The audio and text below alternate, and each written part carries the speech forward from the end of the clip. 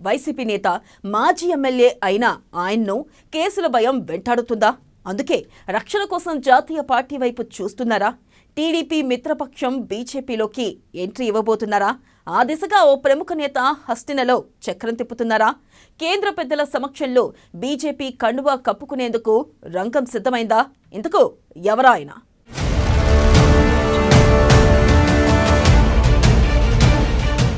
రాజకీయాల్లో బండ్లు ఓడలు కావడానికి, ఓడలు బండ్లు కావడానికి ఎక్కువ సమయం పట్టదు.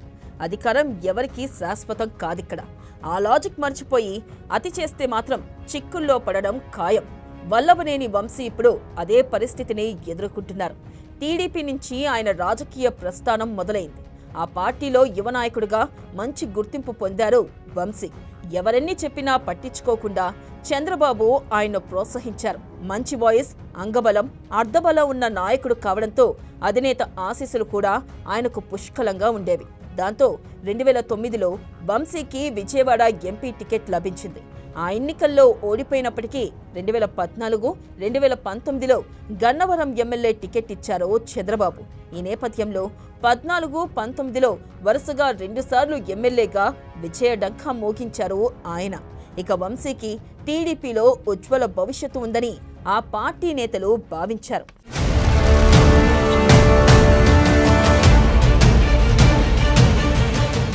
రెండు 2019లో రెండోసారి ఎమ్మెల్యేగా విజయం సాధించిన తర్వాత వంశీలో మార్పు వచ్చేసింది. అప్పుడు వైసీపీ గెలవడంతో టీడీపీ ఎమ్మెల్యేగా ఉన్న వంశీ రాత్రికి రాత్రి కండువా మార్చేశారు. అలా ఆయన జగన్ సమక్షంలో ఫ్యాన్ నీడకు చేరారు. ఇక అప్పటి నుంచి వంశీ అధినేత చంద్రబాబు, లోకేష్ను టార్గెట్ చేస్తూ వచ్చారు. ఆ క్రమంలోని నోటికి పని చెప్పారు, పరిధి దాటి మాట్లాడారు. ఎన్నోసార్లు వ్యక్తిగత దూషణలకు దిగారు. టీడీపీ సీనియర్ నేత, మాజీ ఎమ్మెల్సీ రాజేంద్ర ప్రసాద్ వయసుకు కూడా తగిన గౌరవం ఇవ్వకుండా ఆయనతో వైరం పెట్టుకున్నారు. ఒక దశలో వంశీ అత్యుత్సాహానికి పోయి చంద్రబాబు కుటుంబంపైనే జుగుప్సాకరమైన వ్యాఖ్యలు చేసి విమర్శల పాలయ్యారు. ఆ వ్యాఖ్యలు అతిపెద్ద వివాదానికి కూడా దారితీశాయి.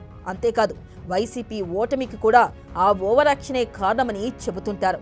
ఏదేమైనా ఫ్యాన్ పార్టీ ఓడిపోయింది. ఈ తరుణంలో నాడు వైసీపీ హయాంలో రెచ్చిపోయిన నేతలకు కష్టాలు మొదలయ్యాయి. అరెస్టుల భయంతో వణికిపోతున్నారు. ఆ లిస్టులో ఇప్పుడు వల్లభనేని వంశీ పేరు ప్రముఖంగా వినిపిస్తుంది. టీడీపీ గెలిచిన తర్వాత వంశీ విజయవాడలో ఎక్కడా కనిపించడం లేదు. వైసీపీ వ్యవహారాల్లో ఎక్కడా ఆయన జాడలేదు. ఆయన ప్రస్తుతం హైదరాబాద్లో ఉన్నారా లేదా విజయవాడలో ఉన్నారా అన్నది తెలియడం లేదు. అయితే ఆయన ఎక్కడ ఉన్నా టీడీపీ మాత్రం ఆయన్ను వదిలిపెట్టే పరిస్థితి ఉండకపోవచ్చన్న వాదన వినిపిస్తుంది.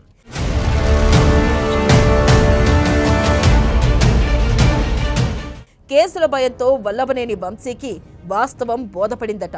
ప్రస్తుతం ఆయన పరిస్థితి ఎలా ఉందంటే వైసీపీలో ఉండలేరు, టీడీపీలోకి తిరిగి వెళ్లలేరు. పోనీ జనసేనకు వెళ్దామంటే ఎంట్రీ ఉండదు.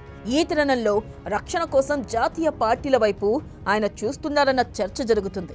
కాంగ్రెస్లోకి ఎలాగూ వెళ్లే పరిస్థితి లేదు కాబట్టి కేంద్రంలో అధికారంలో ఉన్న బీజేపీ వైపు వంశీ చూస్తున్నారన్న వాదన వినిపిస్తుంది.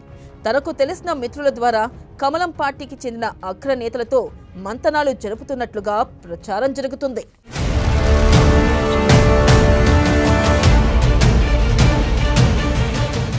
రాష్ట్ర బీజేపీ నాయకులు కొందరు వల్లభనేని వంశీ ఎంట్రీని నిరాకరిస్తున్నారట. కానీ ఓ ప్రముఖ నేత మాత్రం ఆయన తరపున హస్తినలో చక్రం తిప్పుతున్నారని టాక్. అమిత్ షా సమక్షంలో వంశీ ఎంట్రీ ఉండేలా ప్లానింగ్ జరుగుతుందన్న గుసగుసలు వినిపిస్తున్నాయి. ఆ దిశగా వంశీ అనుచర వర్గం లీకులు ఇస్తున్నట్లుగా తెలుస్తుంది. మరి ఈ లీకులు నిజమవుతాయా? కూటమి సర్కార్లో కీలకంగా ఉన్న టీడీపీని కాదని వంశీని బీజేపీ తీసుకుంటుందా? తద్వారా అరెస్టు నుంచి వంశీ తప్పించుకోగలుగుతారా అన్నది చూడాలి.